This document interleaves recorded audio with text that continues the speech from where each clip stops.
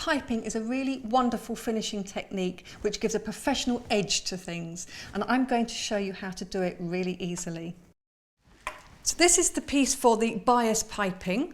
As you can see, there's a grain line arrow, so it's got double arrowheads either end, and this line has to be perfectly parallel with the selvage of the fabric, which is the bound edge. To make sure it's perfectly parallel, I'm going to measure from this end of the line to the edge of the fabric. So here it's 13 centimetres. The other end is also 13 centimetres. So that is nicely parallel with the selvage edge. And once that's parallel, you can pin around the outside edges. So cut out around the solid line, and you can see I'd left the pattern quite roughly cut originally, and now as I cut around the solid line, I'm cutting that excess tissue off at the same time. And when I get to the notches, I cut out around the notches. You can see there's a solid line and there's a dotted line. The dotted line is the stitching line. And indeed, if I cut the notches inwards as they're shown, I will be cutting far too close to the stitching line and would end up having a hole. So always cut outwards around notches. So I've used a chalk and a ruler to mark the cutting line from end to end. And I'm going to use those to cut along later. But the first step is to sew the two ends together. And this is when people get confused, because you sew together with the notches matching so that the lines will flow from one to another, and you actually have a bit hanging over either end.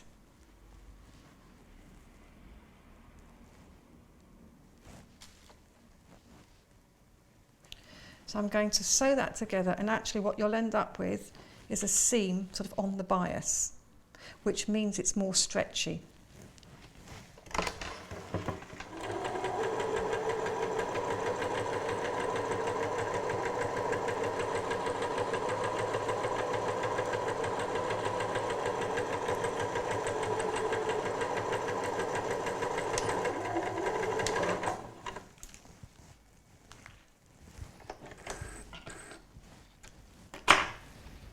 So that seam is now stitched and ready. And then using my scissors, I can cut along my previously marked chalk line. And as I cut all the way round, just through the one layer, to make sure the underside isn't caught up in the cutting, I follow my chalk line, and it keeps going round and it spirals. So you get one long continuous strip.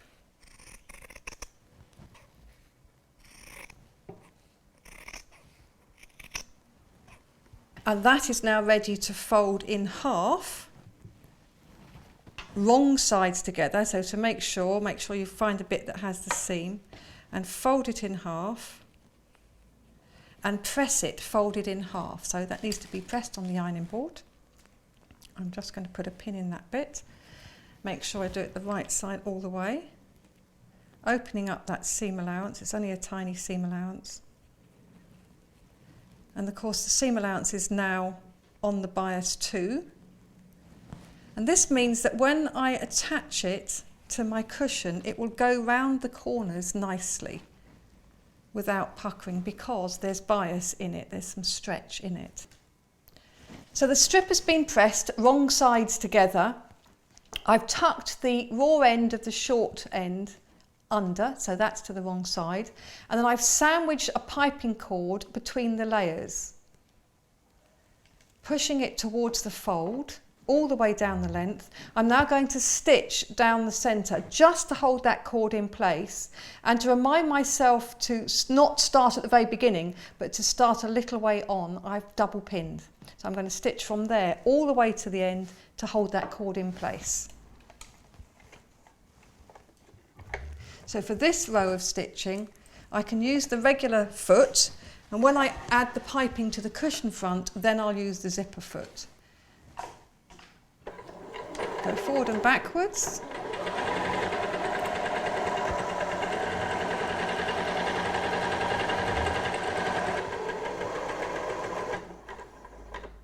And And again, I stopped before the very end.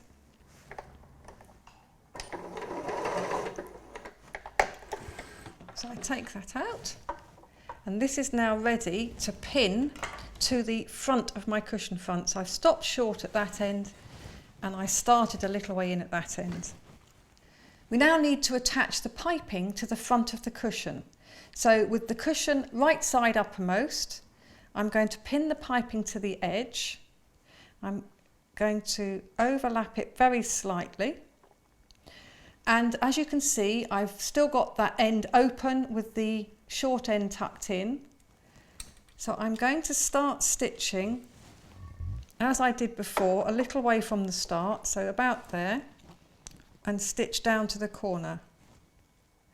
And this time, I want to stitch closer to the actual piping cord than before. So in order to do that, I'm going to put on the zip foot so that I can get closer to that bulky piping.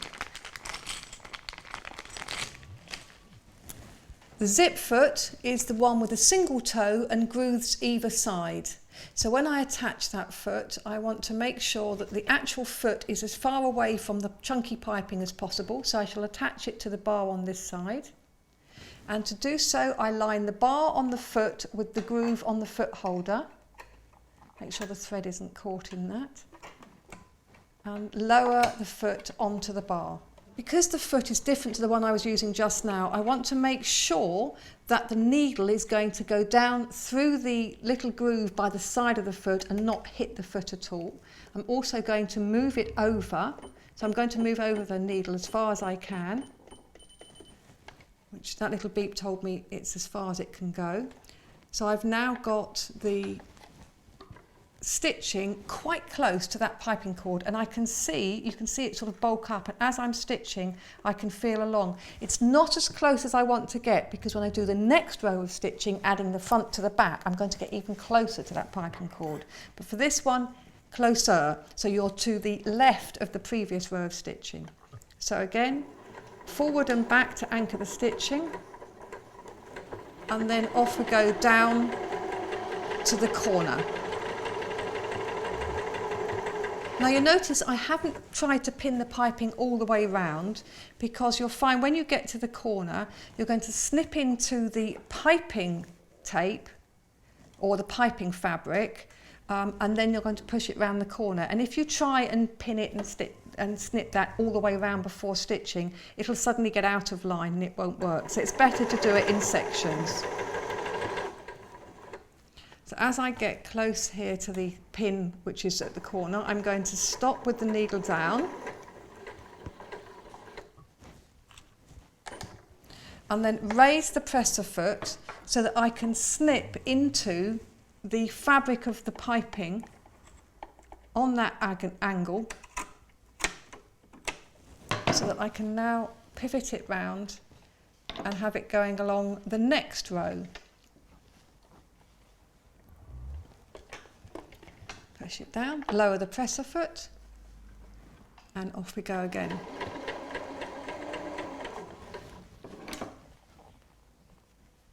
So I'm just going to put in a couple of pins just to hold it in place. Again, I'm going to pin at the other corner so that I'm ready to stop with the needle down.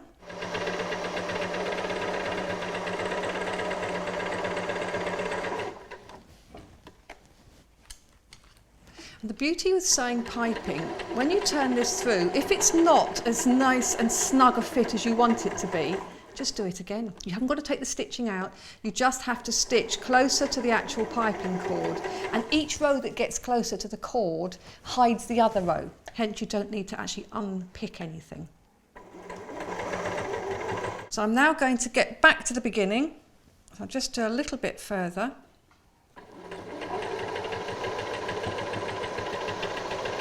And when I'm about 2 inches or 5 centimetres away, stop with the needle down. I'm going to trim off the excess, and I want to trim it so that there's an overlap, probably about 1 inch or 2.5 centimetres. Just trim it off. And this is why you left that bit open, so I can now open that up and put that inside. But what I want to do, I don't want 2 lots of cord, So I'm going to trim back the undercord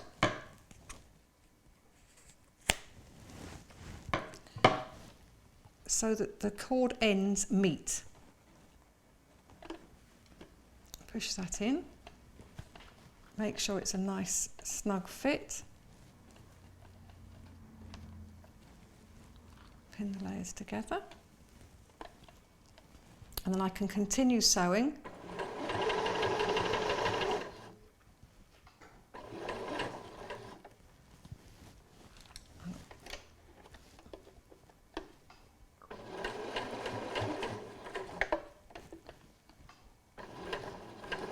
So I'm going all the way across all of those layers now till I reach the beginning where I started to stitch.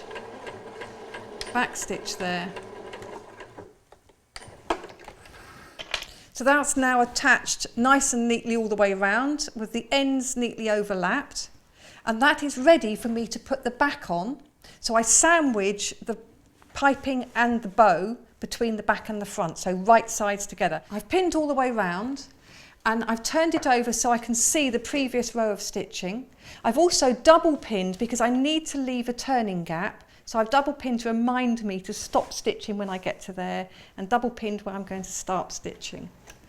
So pop it under the foot, and I'm going to just move it over just one tweak so that this row of stitching is to the left of the previous row, which is why I've turned it over so I can see that previous row of stitching. Take out my pins.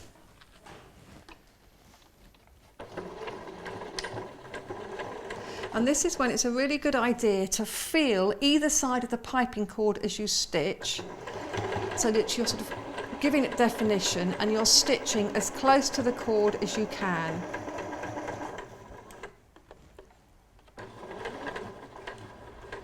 As you get to the corner, again, stop with the needle down, pivot it. You can take 1 or 2 stitches on the actual corner. So I'm going to pull that pin out just to be sure.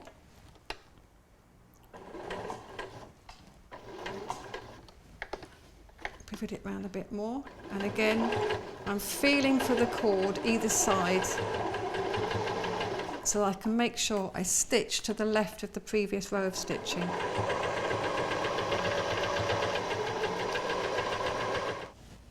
So here I am now back at the double pin mark, so that reminds me I'm going to stop here so that I'm leaving my turning gap.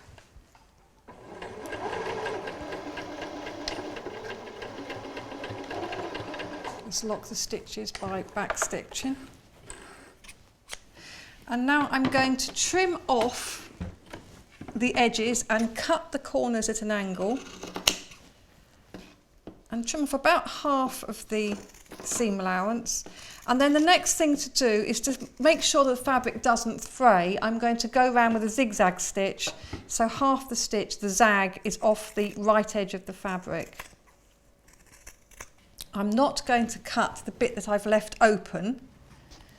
I'll leave that seam allowance whole because it actually makes it easier to tuck it inside when you need to later on. So that little bit I leave uncut.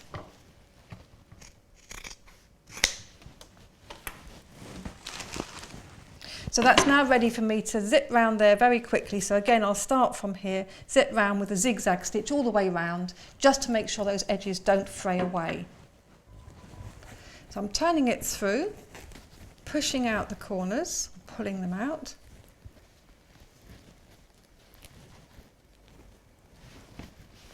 And that's ready to have a nice press, tucking the raw edges under with the opening gap. So I tuck those under ready. I'm going to pop a pin in place so that when I press this, those edges will be pressed in as well. Then it's ready to insert the cushion pad and then slip stitch the edges closed so that the cushion pad is kept inside. It does mean that if you want to wash the cushion cover, you do need to unpick that slip stitching, which is a hand stitch, so you can wash it without the pad inside. But there it is, ready to be pressed and stuffed. There it is, piping. Add it to your portfolio of techniques.